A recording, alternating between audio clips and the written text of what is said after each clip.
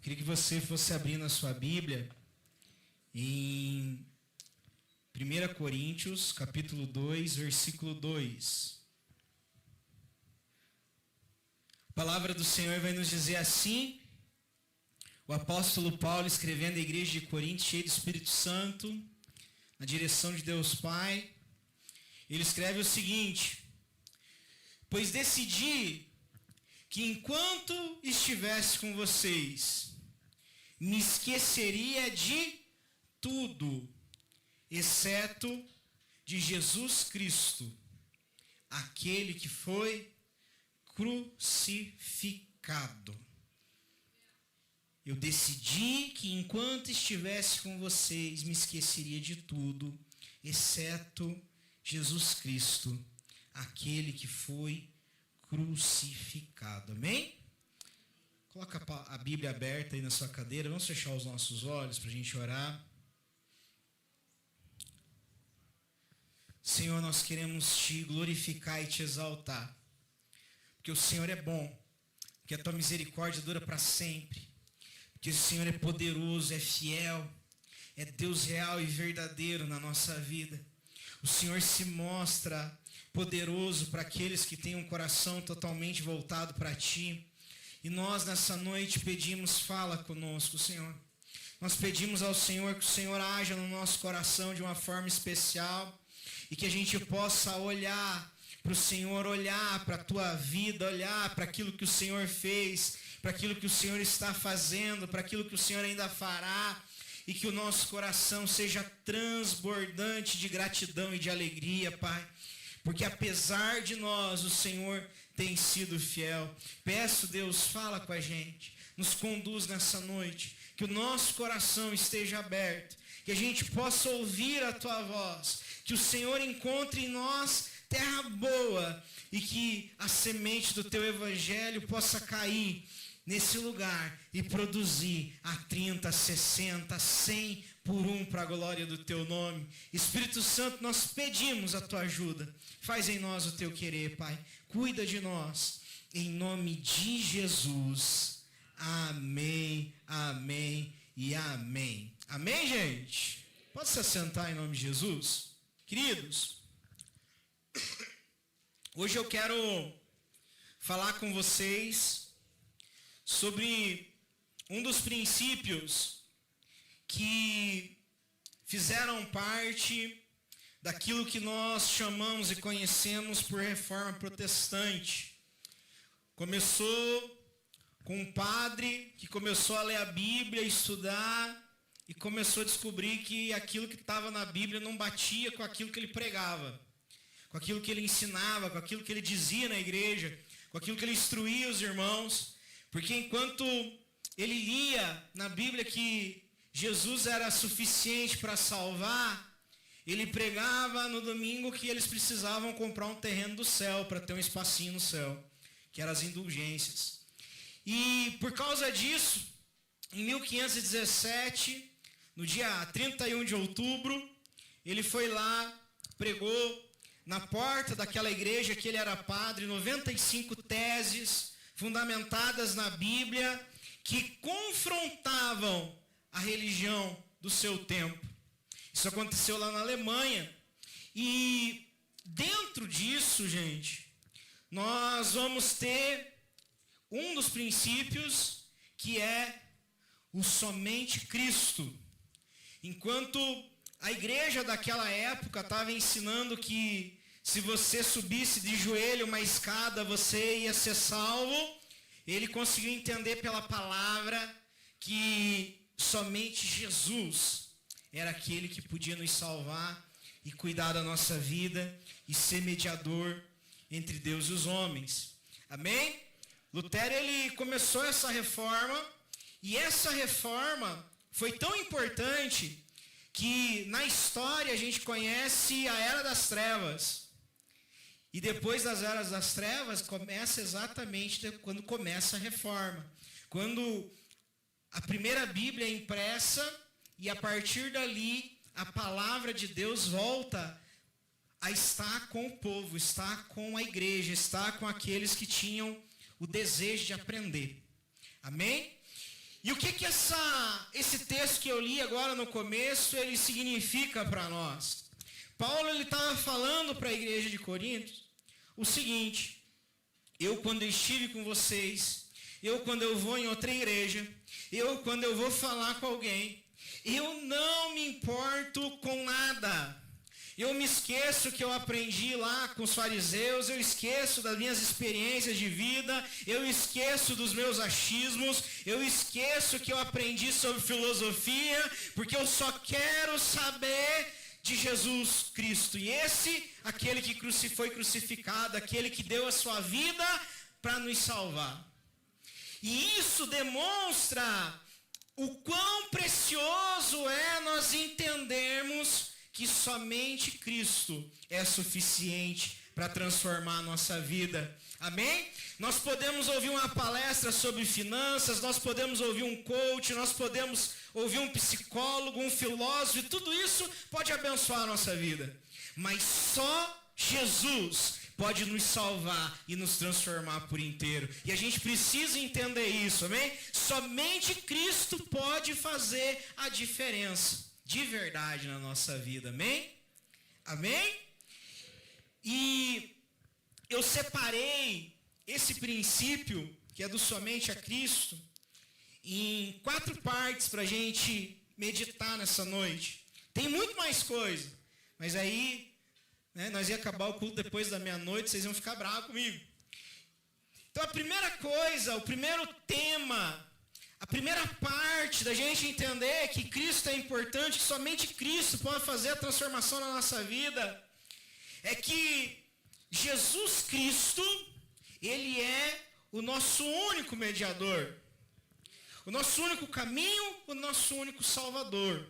Amém?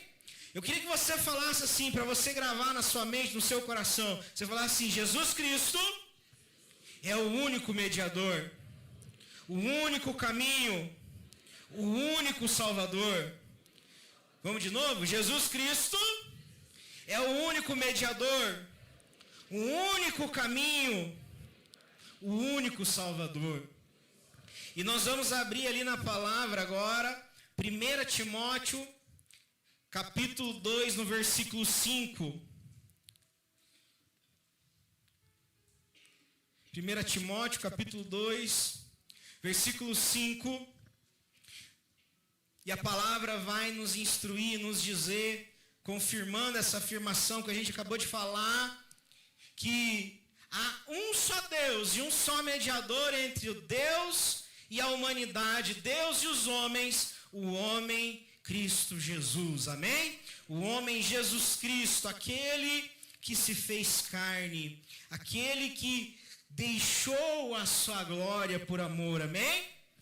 Em João, no capítulo 14, versículo 6, João 14, versículo 6, vamos ter que estar ligeiro lá atrás hoje, Kaique, para trocar os versículos. Vai dizer assim: Jesus disse: eu sou o caminho, a verdade e a vida, e ninguém pode vir ao Pai se não for por mim, através de mim. E isso é muito forte, porque, amados, ou nós acreditamos no que a Bíblia diz, ou nós não acreditamos. Então, quando a gente acha assim que a pessoa vai chegar a Deus porque ela é gente boa, a gente tem que decidir: nós vamos acreditar no que a Bíblia fala ou no que você acha? Porque pensar isso não é um pensamento cristão. Porque Jesus acabou de falar: ninguém pode vir ao Pai a não ser por... Jesus tem que ser pregado, tem que ser falado, tem que ser ensinado. Jesus que tem que trazer. Amém? As minhas obras, gente, já dizia Jeremias, o meu top de santidade é um absorvente usado diante de Deus. Então, é um trapo de imundícia. Então, a gente não pode achar que só porque a gente acha que a palavra não vale. A Bíblia vai dizer para nós que seja Deus verdadeiro e o homem mentiroso. Então, todas as vezes que a palavra confronta contra o nosso achismo, contra o nosso entendimento, adivinha quem está errado? Adivinhou? Quem que está errado? Amém? Então nós precisamos entender: Ele é o caminho, a verdade, a vida. Ninguém. Pode ser gente boa pra caramba. Pode ser o top das galáxias. Não vai ser o suficiente. Porque só Jesus é suficiente. Amém? Atos capítulo 4, versículo 12. Nós vamos ler também outra afirmação poderosa sobre a nossa salvação. E vai dizer assim: não há salvação em nenhum. Olha só, que legal.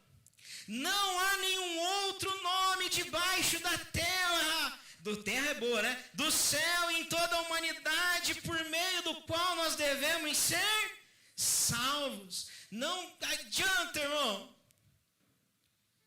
A gente pode até tentar fazer igual aqueles meninos que falavam assim, em nome do Jesus que o Paulo prega. Não, é só o nome de Jesus.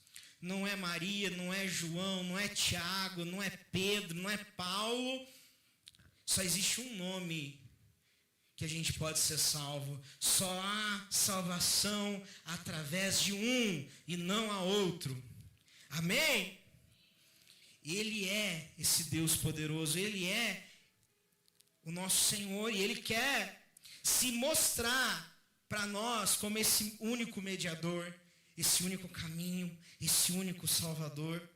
Amém? Somente Ele pode nos pôr em direção. Somente Ele pode nos levar para o caminho certo. Eu sei que hoje em dia as pessoas querem dizer assim, né? Todos os caminhos levam a Deus, mas não é verdade. Não existe, não é todos os caminhos que levam para Curitiba. Amém? Assim como não são todos os caminhos que levam a Deus. Não pode ser alguém que não seja Jesus. Não pode ser outro. E aí, gente, eu quero puxar nossa orelha. Porque, por exemplo, se nós formos aquele tipo de pessoa que, vou falar aqui, vamos dizer aqui aqueles que todo mundo aqui na igreja conhece como Georgette, só vem na conferência e ainda pergunta o dia que o pastor vai estar, está em pecado. Porque está colocando outro Salvador que não é Jesus. Pastor Jorge é um homem de Deus, mas você está endemoniado.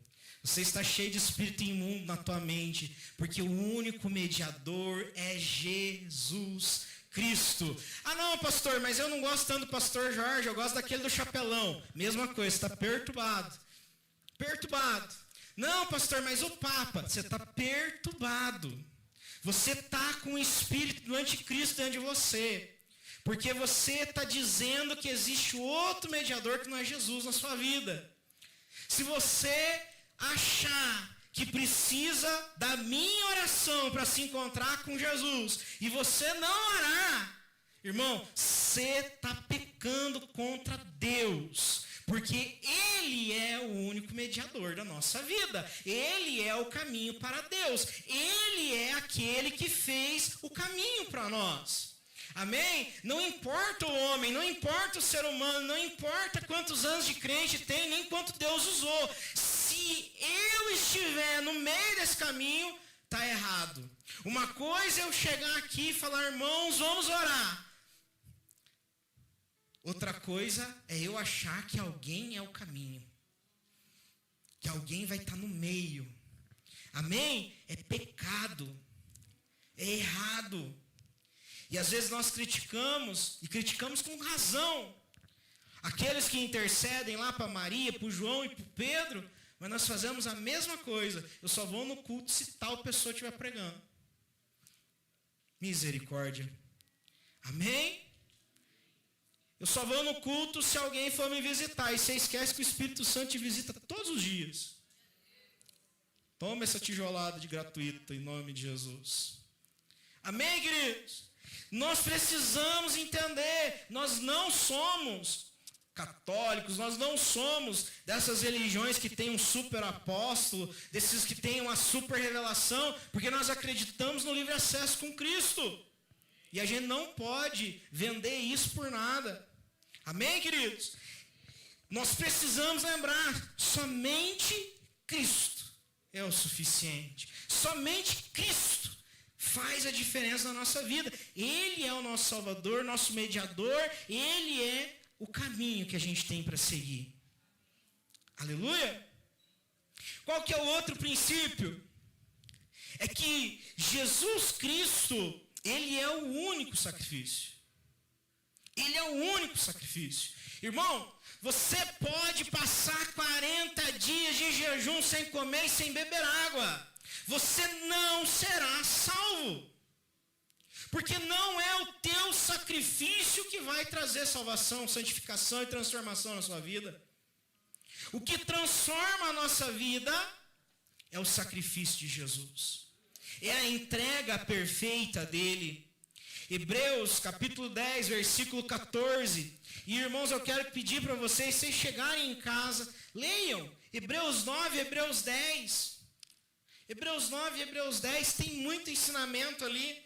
Mas vamos focar nesse versículo. Hebreus 10, versículo 14, vai dizer assim: porque mediante essa única oferta. Quantas ofertas, amados? Uma única oferta.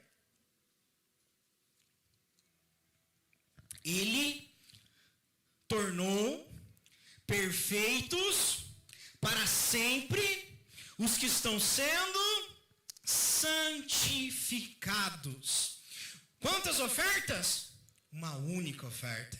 Um único sacrifício. Ele na cruz é o suficiente para nos tornar perfeitos. Ele na cruz é o suficiente para nos santificar. Ele na cruz é o suficiente para que a nossa vida seja justificada. Ele na cruz é o suficiente para transformar todo o nosso ser e tudo que nós somos e temos. Não é à toa que a palavra de Deus vai dizer que Deus tomou aquele que não tinha pecado e fez ele se tornar pecado por nós, para que nós fôssemos feitos justiça de Deus, porque ele é suficiente. Não sou eu, não é você, não é as nossas atitudes, não é o quanto a gente é bom, não é o quanto a gente fala bonito, não é o quanto a gente cuida das nossas coisas, não é nada disso. Jesus é o sacrifício suficiente para mudar a nossa história. Amém? A cruz é o único caminho, é a única forma.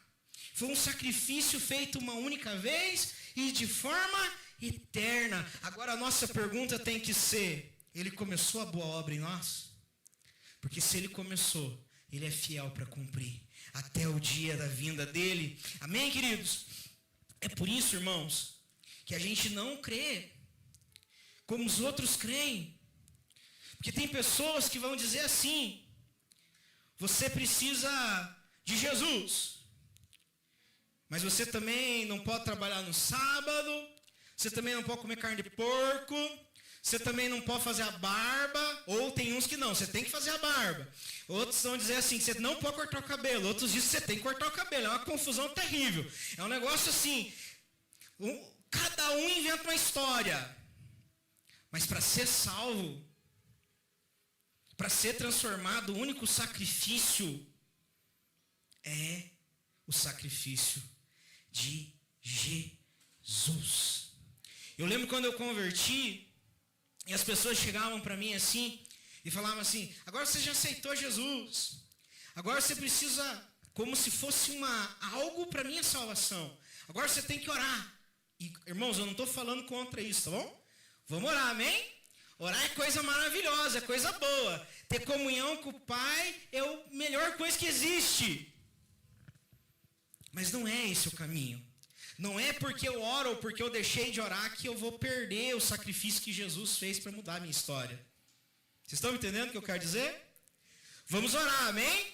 Vamos jejuar, vamos buscar Deus, vamos vir no culto, vamos fazer parte da igreja, vamos obedecer a palavra.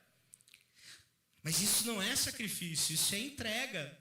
Isso é um amor a Deus, é porque Ele já pagou um alto preço por nós. Você tem que lembrar o que está escrito lá em João 19, versículo 30. E ele vai dizer o seguinte, vamos ver qual tradução vai aparecer ali.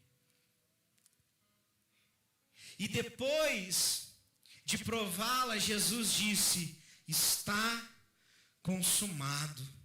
Então inclinou a cabeça e entregou o Espírito. Está consumado, tetelestai. Foi entregue. A obra de salvação, de transformação, consumou. Amém? Nós precisamos nos apoderar, nós precisamos entrar debaixo dela. Mas não é por causa de nós, é apesar de nós. É apesar de nós. Até aqui, amém?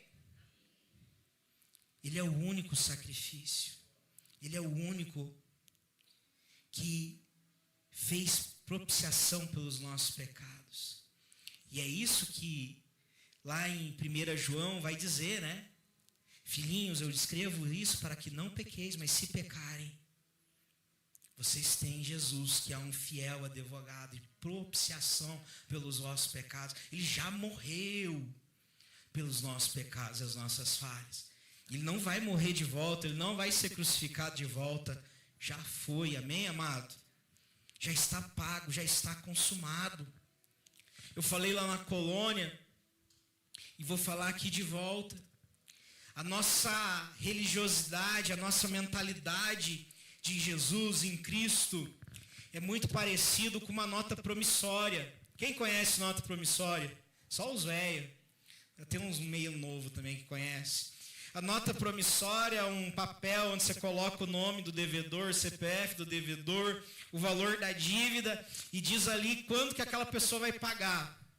Se a pessoa não pagar, você pode executar aquilo, cobrar aquela dívida. Amém? Então é um documento que você faz. E a nossa cabeça é igualzinho de nota promissória. Por quê? Porque na nota promissória, no cantinho, tem um ladinho para você pôr um avalista. O que é o avalista, gente? O avalista é aquela pessoa que escreve assim, o Leandro está dizendo lá, eu vou pagar a Eliane dia 5. Aí vou dizer que eu que seja o avalista. Eu coloco lá o meu nome, se ele não pagar, pode cobrar de mim. É assim que funciona. A nossa mentalidade de Jesus e da obra dele, muitas vezes, é essa mentalidade de nota promissória, de avalista. Tipo assim, se eu não conseguir pagar minhas dívidas, daí Jesus paga. Jesus é o avalista. Muitas vezes, na nossa forma de imaginar. Não, eu pequei, eu tenho que... E tem mesmo que se humilhar, que orar, que clamar. Mas eu que tenho que pagar o preço. E do contrário, gente, Jesus pagou o preço. Jesus catou a nota promissória, pagou, rasgou, tacou fogo nela. Acabou com esse negócio. Ele que faz essa obra. Eu vou me esforçar pela alegria, não pela tristeza. Não porque eu que tenho que me salvar. Ele já me salvou. Ele já me salvou. Amém? É como aquela pessoa que você ganha uma coisa de uma pessoa, daí você quer retribuir. E não os contrários. Não é pagar, é retribuir. Amém? A terceira coisa que eu quero falar é que Cristo, Ele é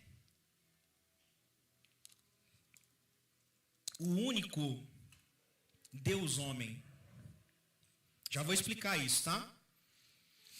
O nosso sonho, irmãos, é encontrar homens que são Deus. Os nossos sonhos é encontrar um super-homem. Nosso sonho como carne, como natural, a nossa mentalidade é o quê? Eu quero encontrar esse super-homem que vai pôr a mão na minha cabeça e a minha vida vai mudar. Eu vou ser liberto, vou ser curado, vou ser restaurado, vou virar milionário. Eu vou ganhar tudo. A gente tem essa mentalidade. A gente quer um homem que possa voar, que sai laser dos olhos para matar os nossos inimigos, aqueles que nos humilharam. Só que veja, Deus poderia fazer isso, mas Deus não quis fazer isso. Deus quis ser o Deus que vira homem. Deus quis ser aquele que, estando com todo o poder, se tornou menor. Ou seja, eu não consigo entender. E eu não sei se vocês conseguem entender, mas eu não consigo entender. Mas vocês já pararam para pensar que o Deus Todo-Poderoso escolheu se esvaziar de si mesmo e nascer numa criança para ter duas pessoas para ter que trocar a fralda dele? Já parou para pensar nessa loucura? Eu às vezes eu penso. E eu fico pensando, meu Deus do céu. Não é um super-homem. É um Deus homem. Que virou homem, 100% Deus, 100% homem. Isso confronta nós. Porque a gente quer o super-homem. A gente quer o poderoso. E aí você vê Jesus sendo uma pessoa que curou enfermos, que fez um monte de milagres, mas que no final dos seus últimos dias, para eles saber quem que Jesus era, Judas teve que dar um beijo no rosto, porque eles nem sabiam quem Jesus era. Olha o quão humilde, quão simples, quão... né? Ele era. Você já pensou nisso? Você acha que se fosse eu que tivesse ressuscitado lá as crianças no caixão e tivesse feito todas aquelas bagunças, capaz, eu tinha feito um cartaz colocado na parede, vem pro culto aqui, que tal o homem que ressuscita os mortos? E Jesus, ó, precisou de um beijo para saber quem ele era. Amém? Porque é o homem que Deus escolheu virar, e não um homem superpoderoso. E aí Colossenses, no capítulo 1, versículo 15 e 17 ao 17, vai nos ensinar sobre isso. Jesus Cristo é o único Deus homem. Jesus Cristo é Deus verdadeiro. Jesus Cristo é o Senhor da nossa vida. Jesus Cristo, Ele tem esse poder. Colossenses 1, 15, 17. A palavra de Deus vai nos dizer o seguinte: o Filho é a imagem do Deus invisível e é supremo sobre toda a criação. 16. Pois por meio dele todas as coisas foram criadas, tanto nos céus como na terra, todas as coisas que podemos ver e as que não podemos, como os tronos, os reinos, os governantes e as autoridades do mundo invisível, tudo foi criado por meio dele e para ele. Ele existia antes de todas as coisas e mantém tudo em harmonia. Olha que lindo, gente. Aonde que estava manifestada a imagem do Deus invisível, todo-poderoso? No Filho. Amém? No capítulo 2, no versículo 9, vai dizer assim, 2:9, pois nele habita em corpo humano, corporalmente, toda a plenitude de Deus. Jesus é Deus. Jesus faz parte. Amém? E eu sei que às vezes a gente pode pensar assim, não, mas isso é óbvio. Mas, irmãos, muita gente acredita diferente. Gente que a gente nem imagina acredita diferente. Tem gente que até muda a tradução da Bíblia para João, capítulo 1, versículo 1, dizer outra coisa que não está escrito. Pode colocar lá, Kaique, João 1:1. Ele vai dizer assim, tô judiando os meninos do Data Show hoje, né? Vai dizer assim, no princípio, aquele que é a palavra já existia, e a palavra estava com Deus, e a palavra era Deus. E tem gente que vai traduzir uma Bíblia diferente, esquisitona, vai dizer um Deus. É dois já, três, quatro. Não, é Deus.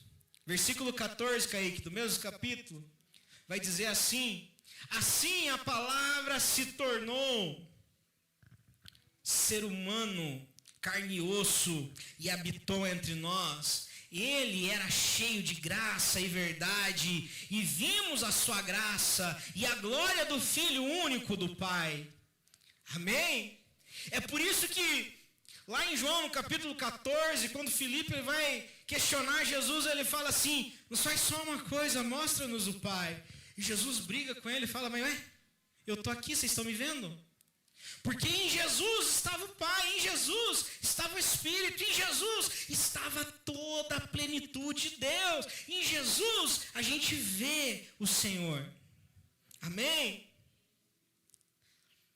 Talvez você não saiba, mas aquela reza famosa, que hoje se distorceu, que diz assim: Santa Maria, Mãe de Deus. Todo mundo hoje já usa isso para dar glória para Maria, não é verdade? Maria é a Mãe de Deus, aí ó. Mas no princípio, no começo, essa parte foi colocada dessa forma, Mãe de Deus, para fortificar o entendimento que Jesus era Deus. Porque já lá no primeiro século tinha gente dizendo que Jesus não era Deus. Que Jesus era um anjo, que Jesus era uma criação, que Jesus era um Deus pequeno, um Deus com D minúsculo. Depois distorceram, depois desviaram-se. Mas no princípio era para afirmar: Jesus é Deus. Amém? E Ele é Deus encarnado. Jesus, Ele não é um mestre, Ele não é um profeta, Jesus não é um filósofo, Jesus não é um cara gente boa. Jesus é o Deus encarnado que veio nos salvar e ponto. E qualquer um que fala que Jesus é um ótimo filósofo, irmão, tinha que te revoltar, porque ele não entende quem Jesus é. Eu sigo mais ou menos os ensinamentos de Jesus. Tem que falar vá dormir. Porque ou Jesus é Deus e Ele está falando a verdade, ou Ele é mentiroso. E daí você não precisa acreditar em nada. Amém? E é por isso, irmãos, que a gente não pode ser um espírita. Porque o espírita, ele vai dizer que Jesus é só um espírito evoluído. Um homem normal que o espírito foi além. Isso não está na Bíblia. É por isso, irmãos, que a gente não pode ser testemunho de Jeová. Por quê? Porque para eles, Jesus é o anjo Miguel encarnado. Faz sentido? Que versículo na Bíblia que tem isso, meu Deus do céu? Que o anjo Miguel virou um ser humano. Isso não existe. Por isso, irmãos, que a gente não pode ser mormon. Nem sabem o que é mormon, né? Nunca apareceu para vocês no YouTube assim, uma mocinha falando assim: eu faço parte dos santos dos últimos dias. Venha conhecer nosso evangelho. Nunca apareceu para vocês? Quem já apareceu? A primeira vez que eu vi uma igreja com esse nome, eu falei, santo dos últimos dias, eu falei, nossa, deve ser muito massa esse negócio. Irmãos, eles acreditam que Jesus é um Deus menor, irmão do Lúcifer. Senhor Jesus amado, aonde tem na Bíblia isso? Nós não podemos, amados. Nós não podemos ser enganados. Jesus é o único Deus que se tornou homem. Aquele que tinha todo o poder, toda a autoridade, toda a soberania, que se esvaziou a si mesmo e se fez servo para nos salvar. É só Ele, amém, queridos? Jesus, Ele é o único Senhor. Amém, queridos? Ele é o único Senhor. Colossenses capítulo 1, versículo 18 ao 20, vai dizer assim: Ele é a cabeça do corpo, e que é a igreja. Ele é o princípio, o supremo sobre os que ressuscitam dos mortos. Portanto, ele é primeiro em tudo. Pois foi do agrado do Pai que toda a plenitude habitasse no Filho, e por meio dele o Pai reconciliou consigo todas as coisas. Por meio do sangue do Filho, na cruz, o Pai fez as pazes com todas as coisas, tanto nos céus como na terra. Jesus, ele é cabeça, ele está sentado no seu alto e sublime trono, ele é aquele que recebe toda a honra, toda a glória, todo o louvor, ele é aquele que é o único digno de abrir os selos dos livros, ele é. Olha o que está escrito em Romanos capítulo 10, versículo 9, um dos textos famosos, né, nos evangelismos. Vai dizer o quê? Se você declarar com sua boca que Jesus é o Senhor, o Curios, o dono, e crer em seu coração que Deus o ressuscitou dos mortos, será salvo. Então, amado, a gente não pode achar que Jesus não é o Senhor. A gente não pode achar que Jesus é aquela lojinha de conveniências que a gente vai uma vez por ano porque quer ser aprovado na carteira de habilitação. Não é assim. A gente não pode achar porque agora eu estou doente, vou mandar lá mensagem para eu ser curado e depois nunca mais. A gente não pode achar que a gente que é o Senhor e que Jesus não é. A gente não pode achar que Jesus é aquela pessoa que é tão carente, que qualquer coisa que eu pedir ela vai fazer, porque na verdade é Ele que depende de mim, não eu dele. E eu sei, gente, que a palavra está sendo pesada, dura, macetante, massacrante contra nós. Mas às vezes a gente acha isso. Deus não está fazendo do jeito que eu quero, estou de mal. Gente, Jesus é Senhor. E Ele manda e acabou. E Ele faz e acabou. E irmãos, se for para sofrer, como diz o irmão Lázaro, eu vou passando pela prova dando glória a Deus, não é? Não é verdade? Vou passando pela prova dando glória a Deus.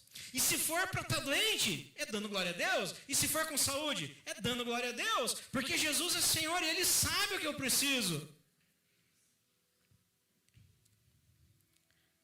E às vezes a gente fica brigado com Deus por qualquer coisa. Um dia, eu estava conversando com um pastor, e eu quero que você entenda isso de uma forma de coração aberto.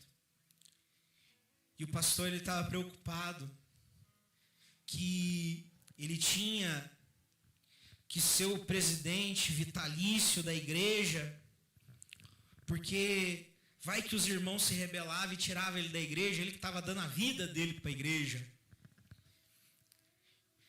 E eu ouvi aquilo, e aí você fica dividido, né? Porque por um lado ele tem razão. Verdade, né, pastor? Você está 10 anos cuidando da obra, vai que os irmãos te tomam a igreja. Por outro lado, você pensa assim, uai, mas se tomar, não é Deus que deixou? Não está tudo certo? Não fechou as contas? Se Deus me manter aqui no altar, glória a Deus. Se Deus me tirar, uai, Ele não é o Senhor?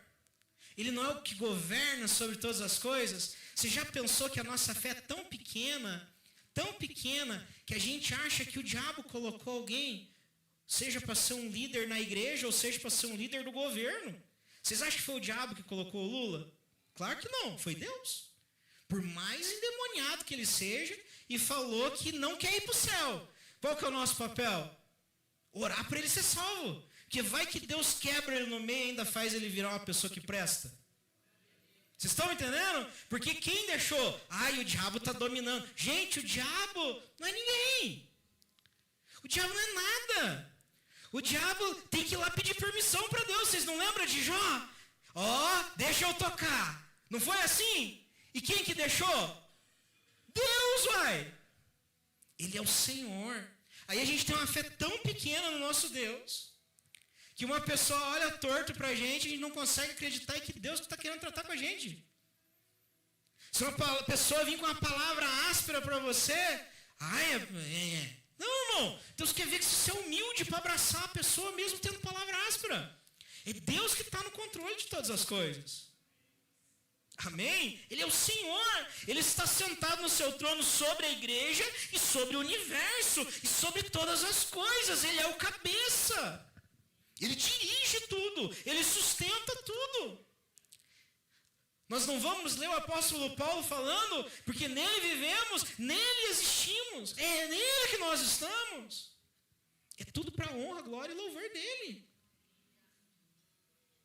E aí, gente, é por isso que eu e você não podemos acreditar num Papa que é a representação de Deus na Terra, que não existe. Por isso que nós não podemos acreditar naquele cara que se diz o alto super apóstolo. Não existe. Por isso que nós não podemos acreditar nessas coisas. A gente tem que acreditar na palavra. E a palavra vai dizer que Jesus é o Senhor. A palavra vai dizer que Ele abriu um caminho para nós. A palavra vai dizer que a gente tem livre acesso a Ele. Que é todos os dias para a gente buscar Ele e entrar com confiança na presença dEle para receber graça e misericórdia para o tempo oportuno. É todos os dias. É isso que a palavra fala.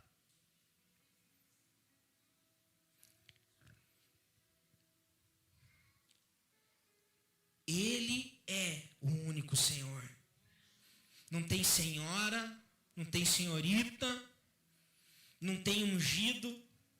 Foi-se o tempo de Davi, foi-se o tempo do Elias. Hoje é o tempo de Cristo. Hoje é o tempo do Senhor Jesus que mora dentro de nós, que nos enche do Espírito Santo. Jesus, Ele é suficiente, amém? Amém? Ele é.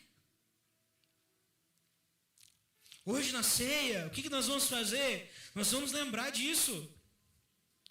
Nós vamos pegar o pão, nós vamos pegar o suco, nós vamos olhar e vamos lembrar que Ele derramou o seu sangue, Ele foi moído na sua carne, igual aquele trigo para fazer o pão foi moído. Porque Ele resolveu descer da sua glória e morrer por nós.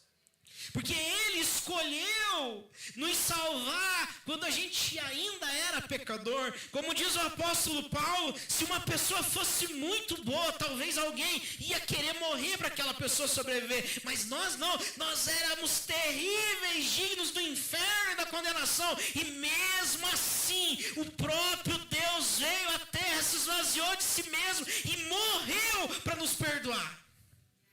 Aquele que fez, que era santo, sem pecado, levou todos os nossos pecados. Se ele fosse um ser humano comum, ele só ia morrer pelos pecados dele, mas como ele era Deus, ele carregou sobre ele todas as nossas enfermidades, todas as nossas maldições, todas as nossas dores. Como está escrito lá em Isaías, no capítulo 53, no versículo 10, Deus se agradou em moê-lo, em destruí-lo, em amassá-lo, porque Ele via o resultado daquele sacrifício. E o resultado, gente, era eu e você salvos para a glória dEle. Hoje na ceia a gente vai lembrar que Ele é suficiente, que Ele é único, que Ele é Jesus e é o Cristo, e é poderoso, e é santo, e é sim o único caminho, e ponto, e é sim o único Salvador, e ponto. Ele é suficiente. Não dá para a gente colocar outro mediador, não dá para a gente seguir outro caminho. Nossa confiança, nossa adoração só pode estar nele. Amém, queridos?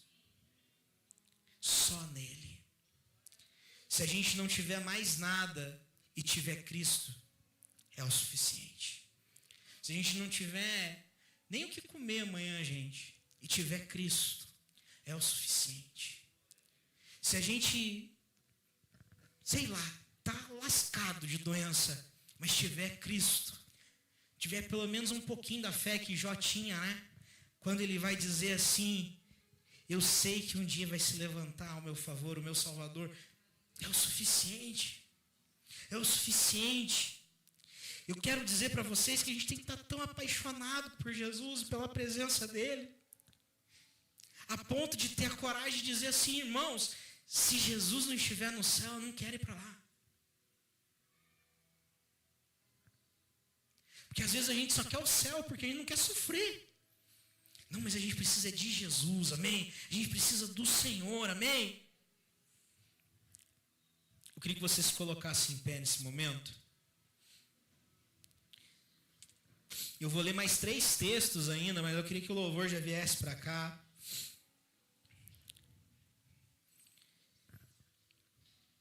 E eu quero falar para você, você que já acredita no Senhor, você que já entregou a sua vida ao Senhor algum dia, hoje é um dia de você reanalisar a sua vida. Porque às vezes você entregou a tua vida para o Senhor, mas você tem outros mediadores. Talvez você já entregou a sua vida para o Senhor, talvez você já até orou aqui aceitando Jesus, mas você vive tentando oferecer outros sacrifícios. Talvez você já entregou a sua vida para o Senhor, mas você acredita que não sabe, não sei, não tem entendimento. Como assim? Esse Deus se fez carne. Você tem que se converter a esse Jesus. Talvez você já entregou a vida para Jesus, mas você quer Ele só como Salvador da sua vida. Você ainda não entendeu que Jesus é o seu dono. E nós, amados, somos escravos. Talvez você nunca leu ainda o primeiro versículo de Timóteo, onde Paulo vai dizer: eu, escravo de Cristo, escrevo essa carta. Esse é o nosso posicionamento. Eu não tenho mais vontade, não posso mais ter. Porque diante do que Ele fez por mim, como que eu vou ter vontade própria, meu Deus do céu? A gente precisa se entregar a esse Jesus. Se você está aqui hoje e você está afastado, ou você ainda não tinha ouvido falar de um Jesus desse jeito, você vai precisar abandonar os pensamentos, as religiões, as filosofias vãs dessa vida, os medos, os enganos, as falácias, as tradições. E você vai ter que começar a confiar só em Jesus Cristo. Só nele. Porque não está escrito na Bíblia: guarde as tradições e você vai ser salvo. Não está escrito na Bíblia: seja uma pessoa boa e você vai ser salva. Não está escrito na Bíblia: venha no culto na época da conferência e você vai ser salvo. Está escrito na Bíblia que você precisa reconhecer Jesus como Senhor e acreditar que Deus o ressuscitou dos mortos. Então você será salvo. Crê no Senhor Jesus e tu e a tua casa será salva. Então, se você ainda não conhece, hoje você precisa conhecê-lo. E ele está aqui para se mostrar. Colossenses, capítulo 1, versículo 21 e 22. Vai ser a sequência de 2 textos que nós já lemos. Ele vai dizer o seguinte: nós lemos ali que Deus tinha reconciliado através de Jesus tudo com ele. E ele vai dizer assim: e isso inclui vocês, que antes estavam longe de Deus, eram seus inimigos, dele separados pelos seus maus pensamentos e ações. Agora, porém, ele os reconciliou consigo mesmo por meio da morte do Filho no corpo físico. Como resultado, vocês podem se apresentar diante dele santos, sem culpa e livres de qualquer acusação. Olha só, meu irmão, que coisa linda! Nós estávamos longe, nós éramos inimigos, nós estávamos separados. Mas por causa de nós? Não. Por causa da morte do Filho, Ele nos reconciliou. Por causa da morte do Filho, Ele nos deu poder para a gente se apresentar diante dEle todos os dias, santo, sem culpa, livres. Colossenses 2, versículo 13 e 15. Colossenses 2, versículo 13 ao 15 vai dizer: vocês estavam mortos por causa dos seus pecados e da incircuncisão da sua natureza humana. Nós éramos isso, irmãos, nós estávamos mortos, nós não merecíamos nada. Então Deus lhe deu vida com Cristo, pois perdoou todos os nossos pecados. E Ele cancelou, você pode acreditar nisso? Ele cancelou o registro de acusação que existia contra nós e removendo o pregou na cruz, de modo que agora Ele desarmou os governantes e as autoridades espirituais e os envergonhou. Quer que eu fale para você o que o diabo passou? Vergonha! Porque na cruz Jesus quebrou tudo, na cruz Jesus nos perdoou, na cruz Jesus rasgou todo escrito de dívida, na cruz Ele venceu. Na cruz Ele venceu, amados. E agora você vem dizer que você não consegue ser santo por causa do diabo. Ah, irmão, olha o que está escrito ali. Ele desarmou os governantes e as autoridades espirituais e os envergonhou publicamente. 2 Coríntios capítulo 5, versículo 21. Nós já vamos orar.